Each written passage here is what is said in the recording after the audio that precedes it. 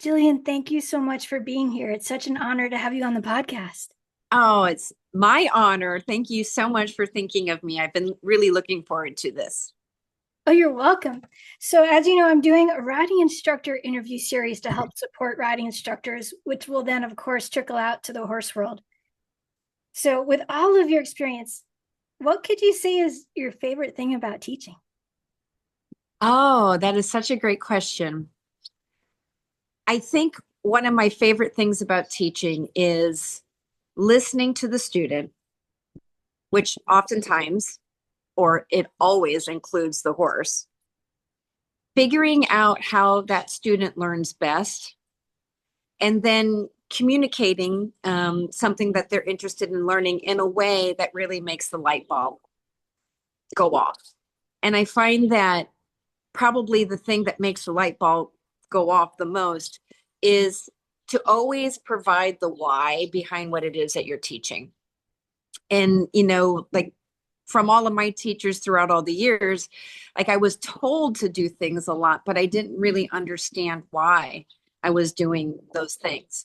So I think it's figuring out how each student and horse operate as a unit and then being able to communicate what it is that I'm trying to communicate in a way that makes the light bulb bling by providing the why behind the exercise or what have you. That's beautiful. Is there something special that you really love to teach in a lesson? Yes. Yeah, well, I really love to teach layers. Hmm. So like if somebody comes and they want to say, "Oh, Jill, I want to learn in hand work in the bridle." Then I'd like to lay out a platform where, well, there are actually some things that need to be in place before we start to educate your horse to the bridle or to do the in-hand work. Because I've seen things in the past where people put the horse in the bridle and they want to do in-hand work, but the horse doesn't have some basic groundwork first. And so I really love teaching these foundation principles because it is true that without the foundation, when you're trying to do something more advanced, it's inevitably going to create some scratchy spots, right? Right. But if you can backfill by going back and understanding some of your basic groundwork foundations, then the in-hand work becomes very easy. So it's kind of a melding of and an amalgamation of all of my teachers like Peggy Cummings, Mark Russell, Stephanie Milham, Manolo Mendez, and bringing those concepts together so that you can prepare the horses for the in-hand work. So things like, well, can your horse regulate tempo from the ground? Yeah. When you go, will they go? When you slow, will they slow? When you think slow, slow, whoa, does your horse meet you? Is there a certain type of murmuration that's happening between the person and their horse? And then when they start to learn how to regulate tempo, let's say you have a horse that falls behind the leg. That means that's a horse that is a little pokey and you're constantly leading the horse forward. You're constantly, harassing the horse forward. So there are ways to get that horse to meet you. Or perhaps you have the opposite where a horse gets way in front of the leg where he's always rushing. How do you teach that horse to regulate? And then the principle of teaching horses to follow your body language is so cool. When my body is straight, the horse is straight. When I draw, the horse draws. When I send, the horse yields. And when they have these basic principles in line, then you start to teach them the bridle work from the ground at a standstill. And once they understand what the bridle is, whether it's a bitless bridle or a snaffle bit or a bozal, it doesn't matter. Then you can put them into the in-hand work in the bridle because they already understand all of the groundwork. And that way you're not pulling horses around, pushing, pulling, getting in arguments. The horse gets stiff, the horse gets braced. Rather, the horse understands already. So it's that whole idea of layering one simple concept on top of another simple concept on top of another simple concept that then ends in this larger goal that you're wanting to achieve. So I think that's really fun for me to teach that, because then it bridges in the very same way to your time under saddle. I love that so much. And it's so true. I see a lot of people just try to jump right into things without having that foundation. And it does get really shaky and the horse gets confused and tense. And I want to talk more about your murmurations. I remember watching the Tai Chi video with you and Mark Russell. Do you want to share a little bit more about how you set your student and yourself up for success within your body before you even work with your horse? Oh gosh, Beth, that's a great question. Um, I have a little routine where I sit on a chair called the QR 360 chair. I have Do you one have now one? because of you. Yes, I love it. Isn't it amazing? It's so good. Yes. And I just by accident stumbled across that chair at Equine Affair when I was presenting, and they had their own booth, but Denny Emerson was there. Okay. And Denny was talking about how this chair saved his riding career. Wow. And so I checked it out and I was immediately hooked, because it's a chair. I'm actually sitting on it right now. I can actually pick it up and show people on the Oh, video. wonderful. Yeah, so it Yes, that's it. That's what I'm sitting on. See that? Isn't that cool? And this one's on wheels. You can get it without wheels as well. You gotta be careful with the wheels. Yeah, it can slide out from underneath you. Yeah. But what's so cool about it is that I can, do anterior and posterior rocking in my pelvis. I can lower one side of my pelvis, lower my other side of my pelvis. I can bring one seat bone forward and allow the other one back. And I can do, a basic Feldenkrais session where I can do the clock exercise in this chair. And so I really like to warm myself up and my students on this chair, because it allows for all the planes of motion that your pelvis needs to make when you're riding. And your pelvis needs to be free. Like the very first thing that needs to happen is that you're free in your body, so your body can receive the motion that the horse produces. So you allow that motion to travel through your body. So you're allowing, and then you start to be able to follow that. And then eventually you're able to influence that. And so this chair is like super, super golden. So that's something I like to do kind of statically. And then when I'm warming up the student and the horse, I love to teach something called oscillating rhythm, which is how the horse's body moves through a sequence of each stride, when a leg comes forward, when it lands, and when it pushes back. That motion created from the hind legs travels through the body, and it's reflected in the motion of the horse's head and neck. So as the horse is moving at the walk, he actually produces an infinity sign. So I try to teach my students about this oscillating rhythm. And so my good friend, Marie Pruden, when I was teaching her this, she started to incorporate that oscillating rhythm by taking walks with horses, and she called it her mindfulness walks. And so that really has become quite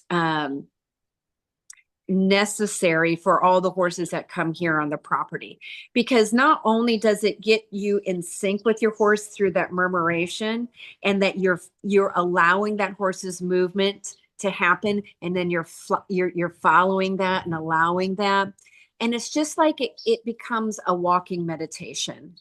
And it's such a great place to be. You go soft eyes into your peripheral vision, and then you're just moving through time and space, almost like you're one unit with the horse.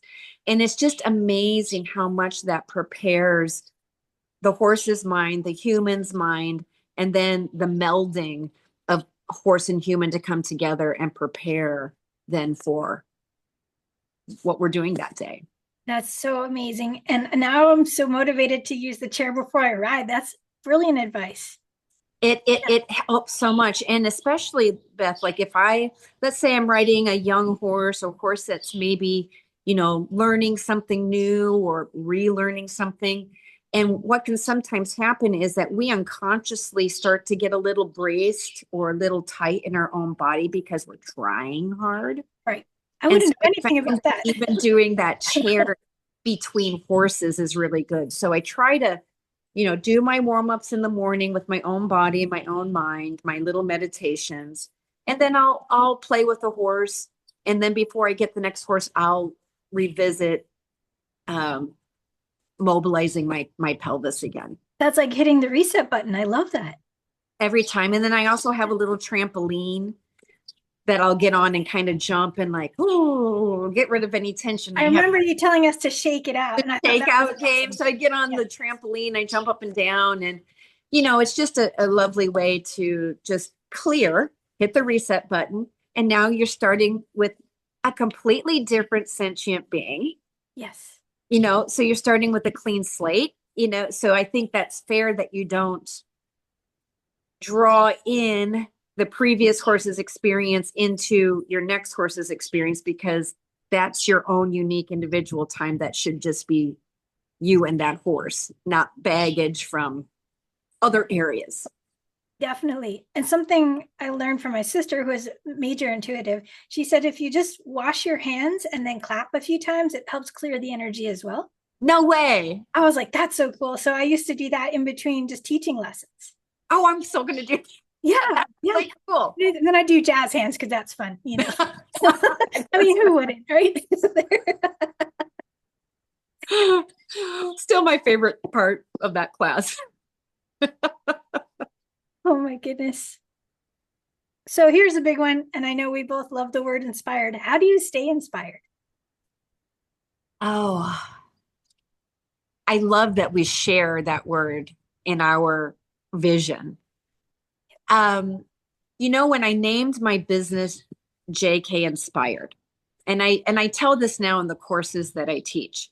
After I named my business that, I felt a little sheepish because it occurred to me that when somebody hears that my business name is JK Inspired, that they might think that I think of myself as somebody who is inspiring.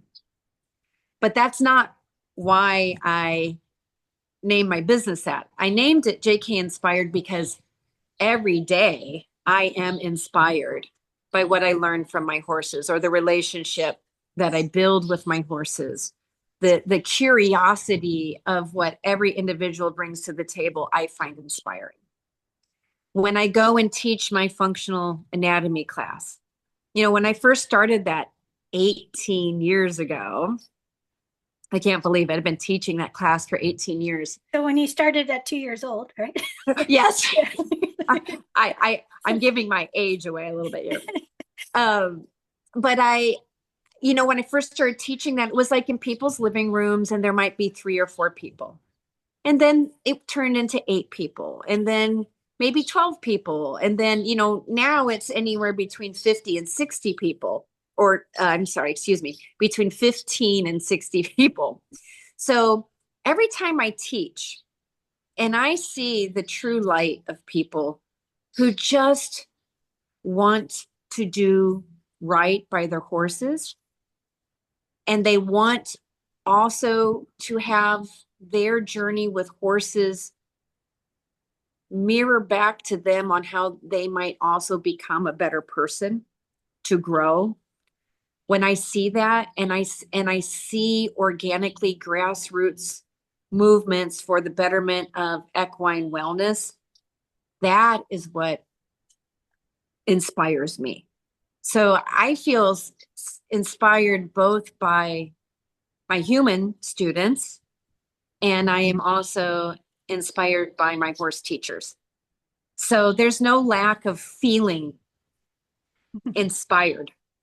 Even when I've done something wrong and then I go, oh, that was wrong, but I think this might be the right way, I feel inspired, right? Because I had at least that glimmering idea that I'm not stuck by only asking my horse to do something one way, but I have other ways I can ask horses to do things that might make more sense to that horse in that moment.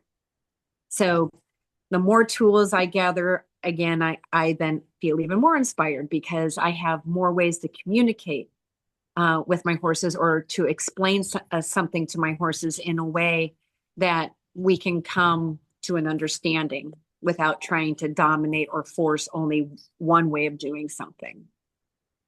I love that. And I love that you said at the end, I mean, your whole philosophy is inviting instead of demanding. And I've really taken that forward with all my clients too. I'm like, that's a huge, huge thing. So, and to wait for the response instead of push, push, push, right? Yeah. Absolutely.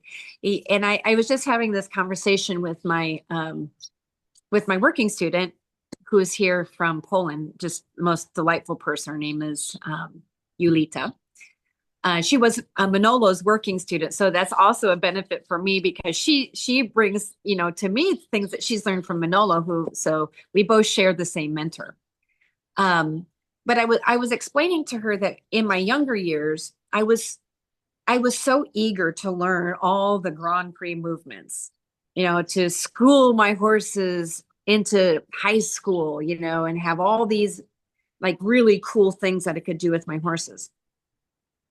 But the older I get, the more I realize that those things become far less interesting to me if I can't do it in a way that actually brings about the development, not just of the horse's body, but of their mind and of their spirit. So those things, if I can't accomplish those things without also creating an environment for mental, physical, and spiritual health, then I'm not necessarily even willing to go there.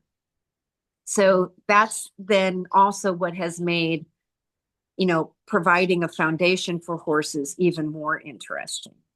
Like they say, when you get your black belt, you don't just continue on from your black belt status. You actually go back to the beginning and you see the beginning through a black belt's eyes. And so the beginning means something completely different. And so that is another thing that just keeps inspiring me, is to be more and more and more aware of the subtleties and just how much these horses try for us Oh, is unbelievable. it's amazing what they let us do with them. Unbelievable. Yeah. Well, one of my other questions that I skipped over, but we kind of already started it, was how has your teaching philosophy shifted over the years? Do you want to dive into that a little more? Oh, sure. Okay. It's so nice to be visiting with a fellow colleague and instructor because, you know, being an instructor is a skill set all of its own. Yes. I think we've probably all experienced educators, or even myself, where there were times when I could do something, or I had an instructor that could do something, but maybe didn't have the words to explain what they're doing, or I could not verbalize what I was doing. And so as an instructor, that was frustrating for me. So when I first started teaching, I should backtrack a little bit. I was very fortunate to be mentored by Peggy Cummings, who placed a tremendous amount of emphasis on how we, as connected riding instructors, taught. So we learned a tremendous amount about learning styles. We learned a tremendous amount about conscious language. We learned a tremendous amount about whether a person is a literal learner or a metaphor learner. If someone's teaching me through metaphor, I'm less likely to get it than if somebody is teaching me literally. However, I have many students who learn much better through a metaphor and not literal. And then you start to combine those things. So I think in the beginning of my journey of teaching, which I didn't want to do, Peggy, Really? Peggy, I went kicking and screaming. I had no I idea. didn't, I was kind of shy. I didn't want to teach. I just wanted to work with the horses and, tuck my head away. But every time I went to a clinic with her when I was her working student, she would make me go out and teach somebody something.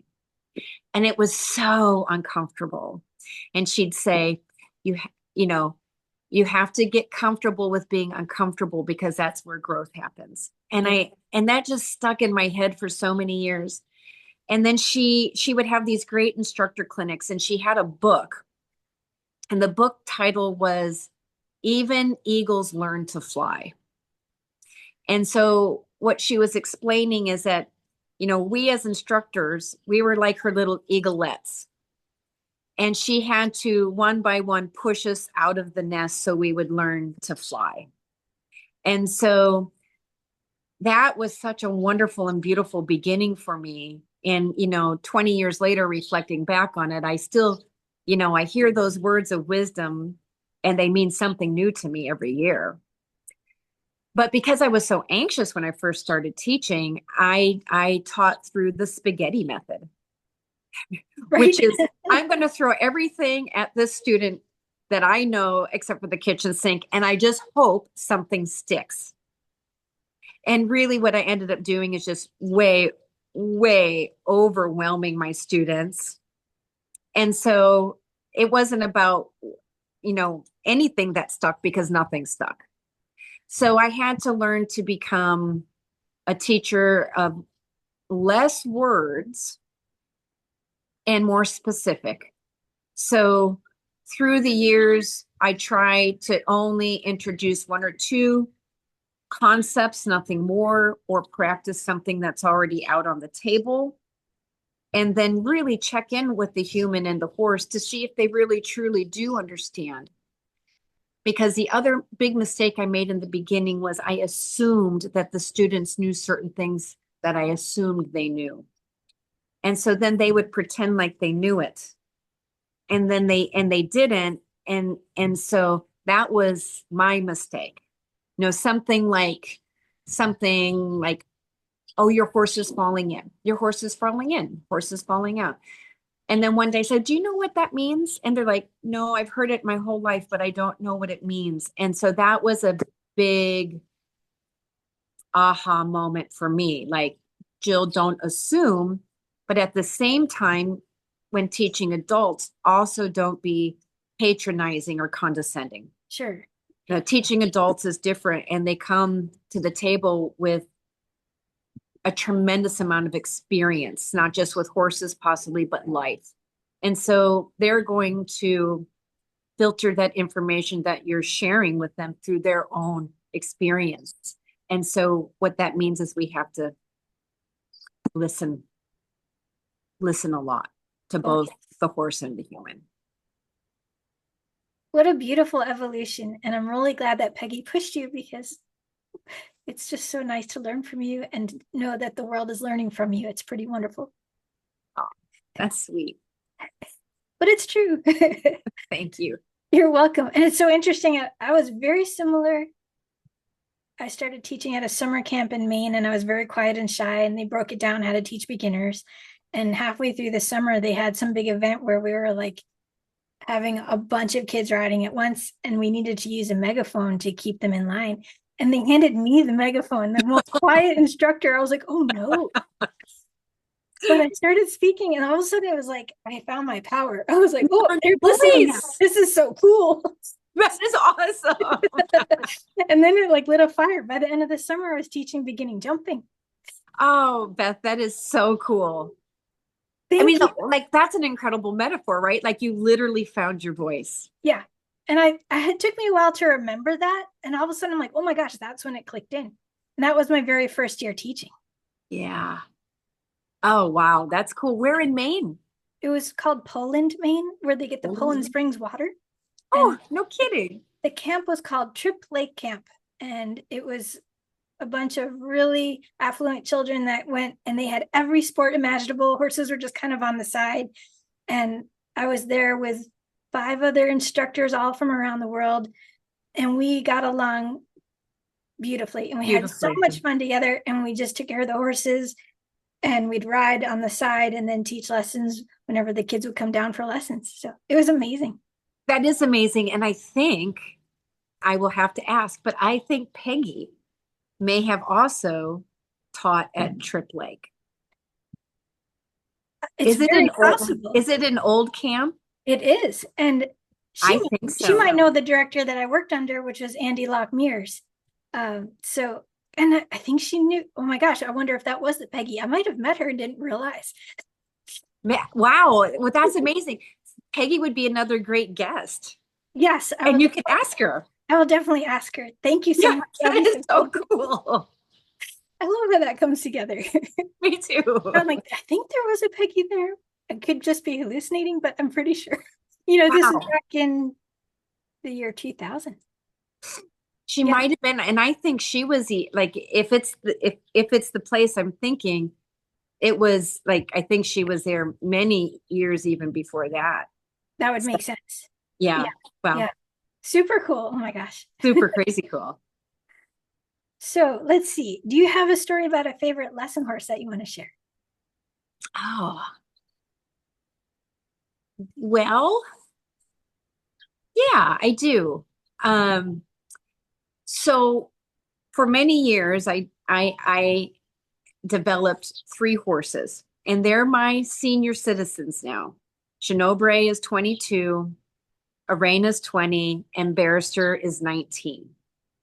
And I never ever let anybody take lessons off of my horses because I was learning with them and I was developing them, and so I really just held that close to my heart.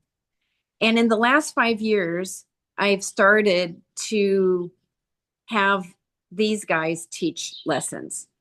And I'm so proud of them because they they are such good citizens and so patient, and they offer people such a wonderful feel. And I just kind of like puff up because I'm like, I'm so proud of you guys. You're such good kids. But what's really interesting is Genobre, who is my heart horse. We've always been very intimate.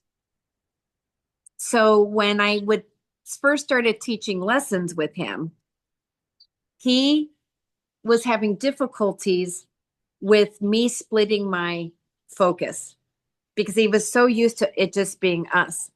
So what he started doing was when I would use him to show an example of something, and then I would stop, praise him, of course, thank him, and then I would turn to talk to the student who was then going to practice what I had just shown. He got into the habit of taking my clothes and he sucks on them. So we started calling him Muppy because if you take your attention away from him, he literally, like a pacifier, sucks on your clothes. So that's kind of a very cute lesson horse story. And then my second one was when we hosted Manolo Mendez for 2 months. I had a student from Wisconsin come down to Texas to ride Barrister in the Manolo Clinic. And it was actually the first time I had ever allowed anybody to ride Barrister. And he was such a rock star. And she did such a beautiful, beautiful job with him. And I was so happy for her. And I was so proud of Barrister. And it was just really, really lovely to see, another person intimately connect with a family member of mine that, it's pretty much just been us for many, many years. What a beautiful gift that you offered that and then could see the gorgeous results of your connection. I think that's so beautiful. Yeah, that they trust, Yeah. like there's no reason for them not to trust. And so that's what makes me happy. It's because it's more about fostering that relationship with them. And knowing that they can trust another species. Yeah, that's huge. And that's really funny because when you were talking about the sucking, Indy does that to my hair. He does. It's so funny. I'll like look at my shirt and it's like all wadded up, and I'm like, ew, but now you have it in your hair. Yeah, he's my stylist. Yeah.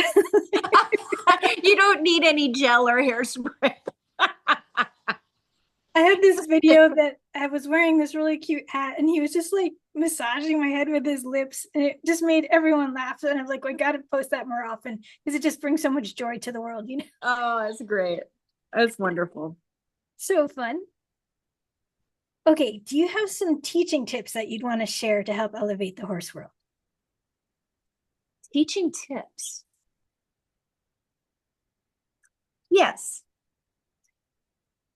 So something just through my own experience, what I have found is I like to reserve a few minutes before the lesson to actually talk with the student. I want to hear what their experience is, what they're working on, their story, because most students come with a story. And then we as instructors, when we see what's literally in front of us, we need to decipher, like, this is what's really going on, or are we being in a situation where we're experiencing somebody's story? And that story might not serve the rider and it might not serve the horse.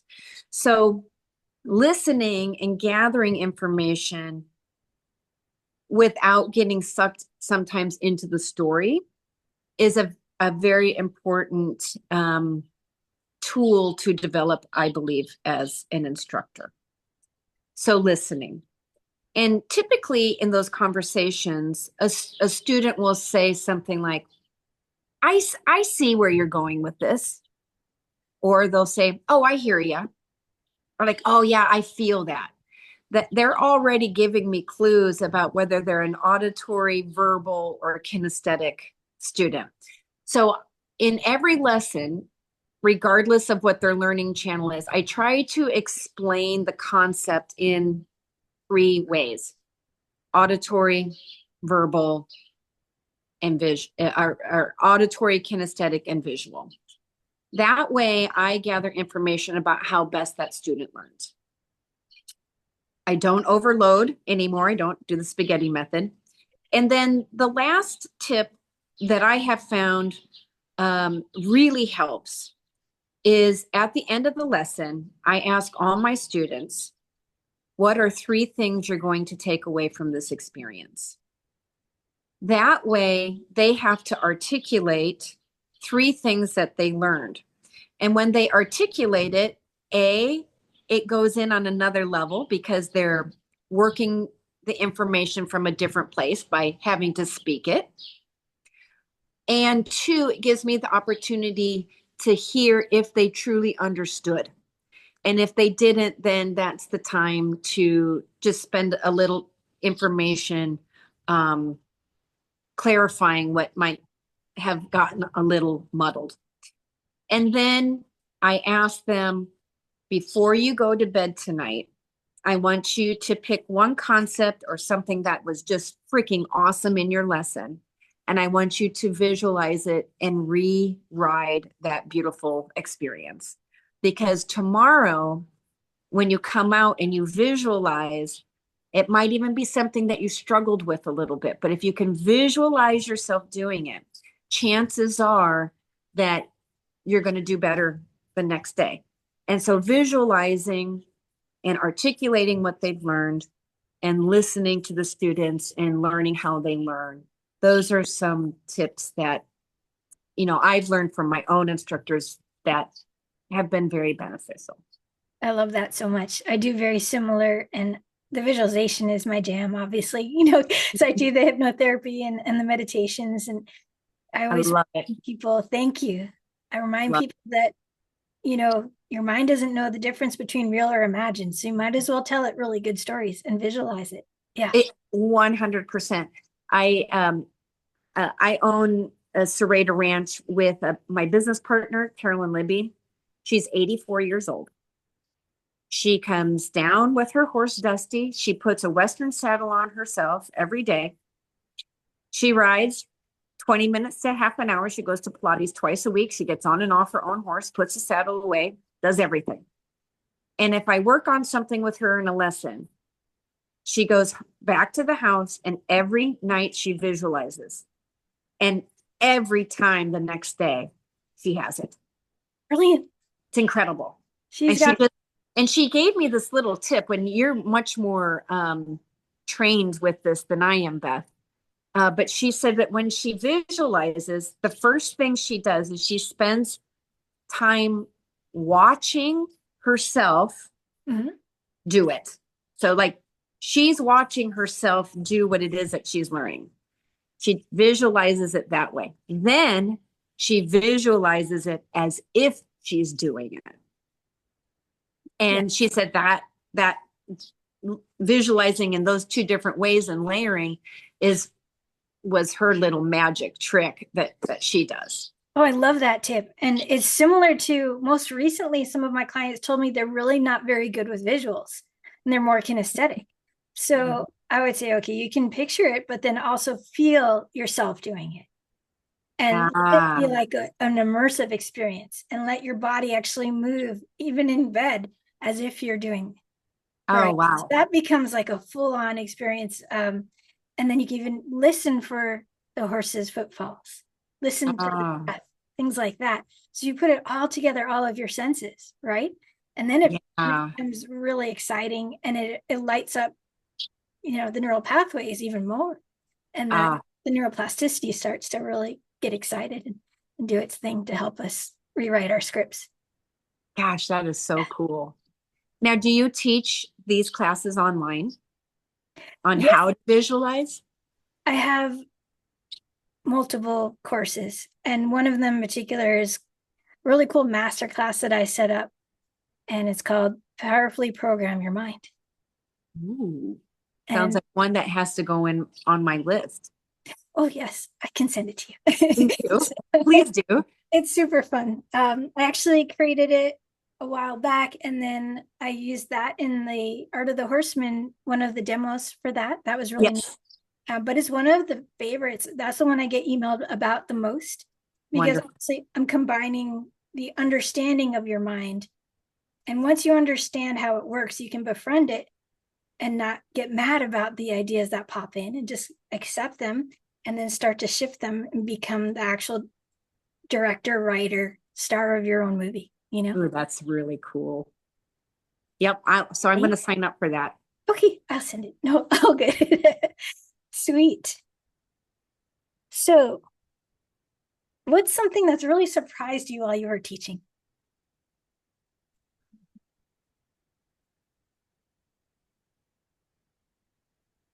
I I think that I became, I guess surprised would be the right word. When I matured a little bit in teaching my lessons, I was surprised to find out that teaching a lesson wasn't just about teaching technique or aids or what have you, but that oftentimes when you're teaching a lesson, you are holding a basket in a safe space for somebody else's dreams. Oh, full chills. Their dreams, their passions, their wins, their losses, their fears, their grief. And so I guess I became surprised through the years that a lesson was much, much, much more than just a lesson. And there were times when that scared me because I was so humbled by the gravity of maybe something that I was witnessing from maybe somebody who down deep felt really terrible about themselves, but they came across as being confident, and then that vulnerability became apparent, and then something that they struggled with, they started to understand, so they could actually step into that power place. Um, Teaching a client that seemingly was doing wonderful and then had a moment of bliss, when everything goes well, and then cried because she had just lost her son and she hadn't felt joy like she just did in that moment. So I think it continues to surprise me about how much we humans actually benefit from the relationships that we have with horses. And as Charles de Comfy, bless him, he understood and taught that your relationship with horses really, at the end of the day, can reflect back to you your own ethics, who you want to be in terms of your own character. And so I say that I'm surprised by that. I shouldn't be surprised by that. I'm becoming less and less surprised by that because it happens all the time. And so now I'm just so honored to be a witness to that, and at least to just hold some space for that person to feel safe to explore maybe something beyond technique. Maybe they're conflicted about something else that they have to work through before they can communicate with their horse or what have you. So I'm actually delighted that lessons aren't just about technique, right? Yeah. And then of course I have lots of technique lessons as well. Yeah. Even in my own journey, I think that might have been a surprise to myself as a rider and a student that, for the last 25 years, I've been so focused on learning technique and functional anatomy, technique and functional anatomy, technique and functional anatomy, that I realized about 4 or 5 years ago that I was actually becoming a slave to the technique. Oh, wow. I was making my horses a slave to the technique. And so it was like an Enzo. I came full circle from, when you're a child, you say, I'm going to get on my pony and I'm going to go over there. You don't think about how you're going to go over there. You and the pony just go over there. Or now we're going to jump this log. You don't think about how you're going to jump the log. You just jump the log. And then you start to study technique, right? Your riding posture, the horse's posture, what's going on in their body, what's going on in your body. This is how you aid for this movement, et cetera, et cetera, et cetera, which is all great. Those are things we should learn. But then we need to kind of move beyond that technique. And I feel that's now I'm teetering more in the realm of seeing it as an artistic expression, emotionally, spiritually, and physically. And so it kind of comes full circle. And so I think I surprised myself that, in my mind for many years, I just thought for the rest of my life, I'm just going to be learning technique. And now it's more about using those techniques to create something beautiful in the arena, like looking at the arena as a canvas, not a place of work, but as a place to create, or on the trail or whatever it is that you're doing. So I think that probably has been one of the bigger surprises of, the last 5 years for me, or maybe that's just me growing up a little bit, or maybe that's my own growth. And then I see many of my students finding that space too. And when you find that space of blending, the innocence of a child with the technique into the art form, you stop taking it so seriously. Yes. And it flows more. And it flows more. And you both have more fun. And like I like to say, you have really beautiful co-creative dances. Oh, I love that. That's what it is. Yeah. It's co-creative dances. Whether you're on the ground or on their back. Or or in the arena or on the trail. Yeah. Or in your mind riding them. Yeah. Because they feel that energy too. So absolutely. 100%. I love that. Thank you. I'm going to quote you. Okay. That's cool.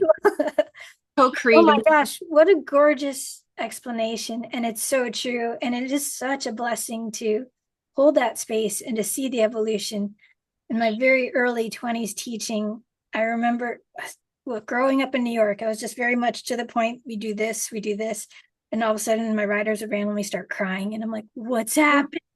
feelings are happening. and and now I'm so used to it. Yeah, let's explore what's going on here. How can I help? And Yeah, totally it's really turned to beautiful. 180 to become a hypnotherapist and like actually understand what's going on. And the horse's energy literally like breaks open our hearts so that we feel safe and vulnerable to share, you know. So I'm so grateful that you shared that. That's a beautiful shift to Yeah, feel surprised and then not surprised so much because that's just what happens. yeah. And I'm excited to see what else evolves, Right? in Yeah, the next years. it's so cool. Do you have a specific transformation story about a student that you'd like to share? Hmm. Oh, I have to think about it.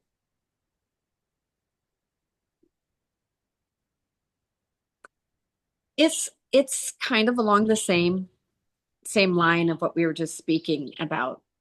And I had a student that was so serious and so passionate and wrapped her attitude around learning as working, and I have to work harder. I have to work harder to be better. I have to work harder. I have to read more. I have to do more, more, more, more, more, more. And so in the lessons, she worked hard. Horses worked hard. She worked hard physically. She worked hard mentally, and very serious. And this went on for quite some time. And then I just asked the simple question, which was a question that my friend asked me, Diane Sett, who's another wonderful instructor. She asked me, and I asked the student, if your horse had to explain or describe you as what kind of friend you are, what would they say? That's a powerful question. And the tears came Sure. because she realized she was being I don't know what the word is for it. It's demanding, Mhm. demanding of herself and demanding of her horse. And after that question, the next time she came to ride was the first time I actually saw her have fun Oh, because she took the pressure off of herself yes. and she therefore took the demands away from the horse. And all she said to me was, I want to be a better friend. See, that's going to make me cry. Oh, that's so much. And I mean, what a beautiful transformation. She's just, I want to be a better friend. So many chills, right? Yeah. So I said, oh, so you can stop being bossy. And then we laughed and laughed and laughed. And That's, it's amazing yeah, how much that changed their entire relationship. There was no more blaming. There yeah, was no more, you must do this, which was really her own internal drive and her own idea of who she was and how somehow she wasn't enough. right. That's what it always comes down to. Yeah. So Many, it was a really beautiful and I would say they're best friends now. yay. I mean they're really like friends and many years later I said, so now if you were to ask your horse what kind of friend are you, she said, oh my, he would definitely say that I am his best friend. Woo. Yeah. Oh my gosh, that's an awesome transformation. And just from one question, that is super powerful. Yeah. Yeah, and I have to ask myself that too, along my own journey, like, well, was I fair? Did I Yeah, listen? Did I have a boundary?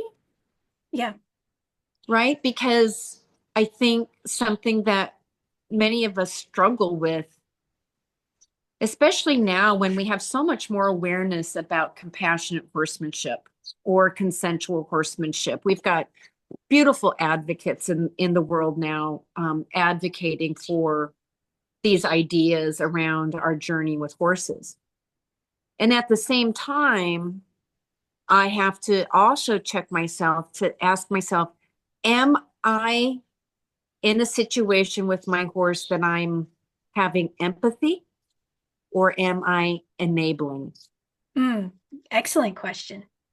And I see Yeah. that sometimes with my students, out of their empathy, they end up enabling maybe habits with their horses that aren't necessarily safe. Yes. And so that's a realm now that I I have to explore for myself as a rider. It's an area I have to explore for myself as an instructor. And it's an area that I like to explore with my students. You know, sometimes just asking them a question that they have to answer. Are you enabling or are you truly having empathy? You can have empathy without enabling. Right. And I think that's an important question for a lot of us to sit with in our mindfulness walks or in our meditation. Yes, that's gorgeous. And my thought was clarity equals kindness. So if you're a little bit in that enabling state, you're a little in that wishy-washy state, and the horses don't like that and they're confused, They right? like clarity. Yeah, they like clarity. So make a choice, be clear about it. And then if you feel like you're being too pushy, just take a breath and it's okay. You just take a step back and start again. Get Yeah, curious. You know, beautiful. yeah, that you can just, it could be that simple. Yeah, there's a lot of swirling ideas out there in the world right now. So, and I have been blessed to have my horses at home now. So I've done a lot of experiments with this. Yeah. And I've ridden now without tack. I've ridden with just a bridleless guide. I've waited until he comes up to the mounting block. So I'm giving him more choices, right? And so when I go to ride, I know he's saying, yes, I really want to do this with you. And Oh, I love that. thank you. And that's not something everyone can do. And I understand that. And it's something that you develop. I call it putting pennies in the pony savings bank. So you just do little bits at a time, little short and sweet sessions. And I'm still using my classical principles when I ride, and I'm being clear. And if something doesn't feel right, I'll either ask him for something else or take a step back or just end there. And there's never this the horse wins thing. That's silly. Yeah. We just go with what feels right for both of us. And I always say, I walk in the house, I love my pony so much. And Charlie, my husband, goes, well, he loves you. It's really Oh, cute. sweet. We have these moments where he was a little lesson pony, and I know he did great with the kids, and I know he loved being adored, but I think he secretly really loves just being my pony and knowing that he can have a choice. And that's pretty fun to play with. So yeah. Yeah, Yeah. that's what I really love that people are willing to explore these ideas now, where in the past that might have been frowned upon or seen Yeah. as being soft or woo-woo or this or that. But it again, that's inspiring, right? It inspires I me would to hope so. see that people are recognizing um and respecting another life form Yeah. as opposed to just dominating it. Yeah. And I've also taught him if you're in my face, you back up and then you stretch your head down. And that's his little default. So, because we have a lot of playtime on the ground and it gets a little wild. He turns into Tigger because from Winnie the Pooh, but he loves it. He invites me to play. Come on, let's go Oh, some I love more. it. But then if he gets too much, I say, no, no, back up. And he knows and he waits. So Neat. you have to create those clear boundaries too. So I think that's so important. Yeah, like right So, now, it's really fun for me. I've worked with a lot of stallions in the past, oh, wow. Yeah. and mostly it was during a time of my life when it was based on dominance and subjugation. And so now I have a young stallion, and of course you have to be aware, Yeah. you know, and I do believe there are some I have just like a parent would. I have some boundaries, like you can't throw your head in my space. You can't throw your shoulder at me, lock your neck away and run away, or throw your shoulder into me and come over the top of me. And you can't kick. Those are Yeah. like my four main rules, right? These are important things to keep you alive. Yes. Yes. But what's really interesting is, you know, when I grew up with stallions, you know, if you would lead a stallion from point A to point B and he would be a stallion, like nicker and puff up and kind of prance and call, you would shut that down. Right. Yeah. But with this young horse, I know very clearly what my boundaries are, but it's so lovely to say, oh, I don't want to shut your curiosity gene down. You want to go smell this? You want to go smell that? You need to put your lips on this and have a tactile experience as long as it's not me. Yeah. So I think the other thing that is so important, as a rider, as an instructor, as a student, is to really master the art of compromise. Yes. Right? Like, that's exactly what Charlie said. You have to have a compromise. You have to have a compromise. So like, okay, well, today we're going to learn something new. I don't need it to be perfect. So right.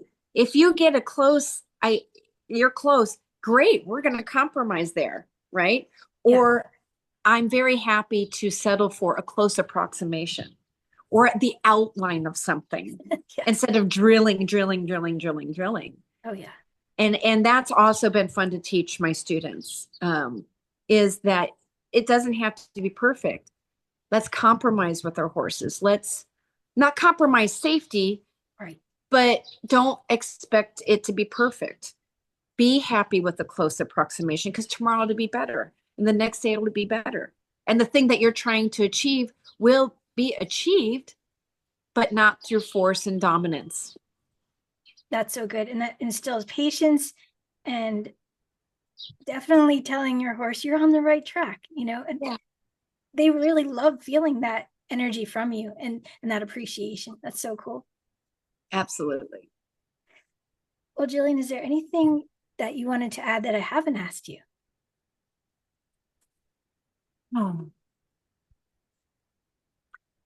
Yeah, I do. I think we live in very interesting times as professionals.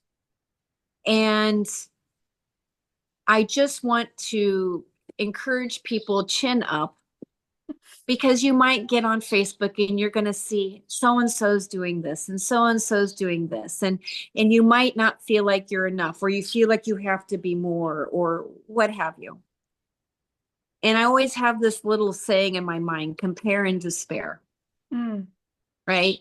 It doesn't really matter. I mean, we can learn from other people, but chin up, keep putting one foot in front of the other, and trust, whether it's being a rider or a trainer or an educator or what have you.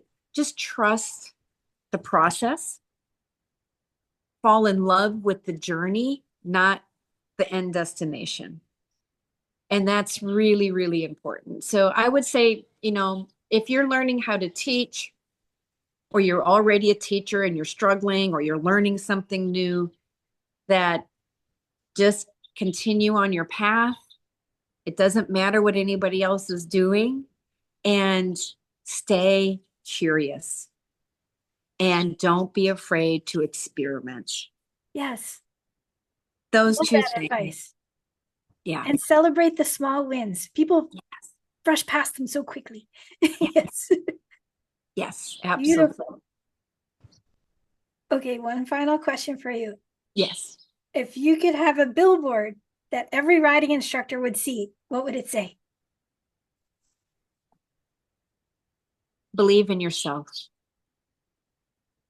Believe. Dream. Conceive. Believe. Achieve. Gorgeous. Thank you, Jillian, so much. Oh, this has been wonderful, Beth. I'm so happy to reconnect. This was awesome. So is there anything that you want to share regarding your business, your online programs, anything that people can dive into and learn from you? Oh, yeah. I have a website, JillianKreinbringInspired.com.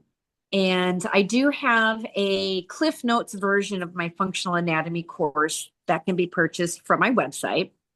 And also my live courses, in terms of the schedule, is on there as well.